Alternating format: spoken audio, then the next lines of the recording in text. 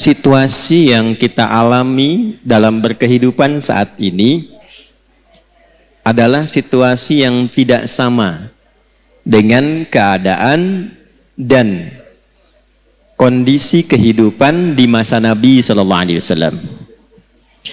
Dulu di zaman Nabi belum ada dan tidak ada media sosial. Sekarang ada. Zaman Nabi nggak ada sepeda, sekarang ada. Apalagi kereta, apalagi pesawat. Tapi ibu tidak boleh lupakan, karena Nabi ini adalah sosok istimewa utusan Allah yang tugas pokoknya menyampaikan panduan berkehidupan pada umat terakhir yang menjalani hidup di muka bumi sampai kehidupan ini selesai. Jadi Nabi disebut oleh Allah sebagai Nabi penutup, Nabi akhir zaman, Nabi paling istimewa. Kita yang ikut Nabi juga masuk status umatnya sebagai umat akhir zaman. Karena Nabinya akhir zaman, umatnya pun umat akhir. Jadi ibu ini manusia akhir zaman ini. Ya, sama dengan saya, gitu ya. Yang dimaksud akhir zaman itu begini, supaya tidak keliru menafsirkan. Akhir zaman itu maksudnya periode masa hidup manusia sampai akhirnya kehidupan, sampai selesai kehidupan di bumi ini. Jadi dari masa Nabi sampai akhir kehidupan yang kita belum tahu kapan, itu maksudnya yang disebut dengan akhir zaman. Dengan ditutupnya oleh Nabi terakhir, dimulai masa akhir zaman sampai kehidupan selesai. Paham Ibu? Halo, paham? Nah, jadi jangan selalu diartikan kalau bicara akhir zaman besok kiamat misalnya. Ya? Nah, akhir zaman itu dari mulai Nabi diutus sampai terjadi kiamat, itu akhir, puncaknya terjadi apa? Kiamat. Nah, yang penting bagi kita belajar itu, ini yang jarang dikupas, jarang dibahas. Nabi itu karena tugasnya oleh Allah ditetapkan sebagai penjelas, pembimbing, penerang, maka di antara yang beliau jelaskan itu bukan hanya hukum fikih tentang cara sholat, cara kita baca Al-Quran, cara zakat, umrah, haji, puasa, tapi juga beliau dituntun, dibimbing oleh Allah untuk menerangkan keadaan di setiap perpindahan zaman sampai akhirnya. Misal, Nabi pernah komen begini dalam sabdanya. Kalau beliau sudah komen, kita langsung subscribe aja ya, sama like, gak usah ikut komen lagi. Khairul qarni, era terbaik itu kata Nabi, eraku. Kemudian era setelahku, sahabat. Kemudian era setelah itu, tabi'in. Jadi ada era Nabi, era sahabat, era tabi'in, kemudian yang dekat ke tabi'in.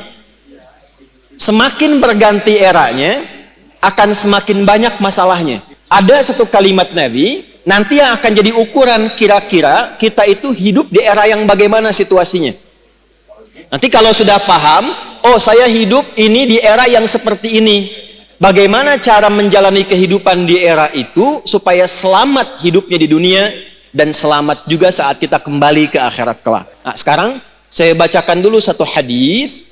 Nanti menurut Ibu kira-kira kita sudah berada di era itu atau belum? Karena di zaman Nabi itu belum terjadi. Ya, paham? Nah, kalau sudah paham, mari kita tutup kajian kita.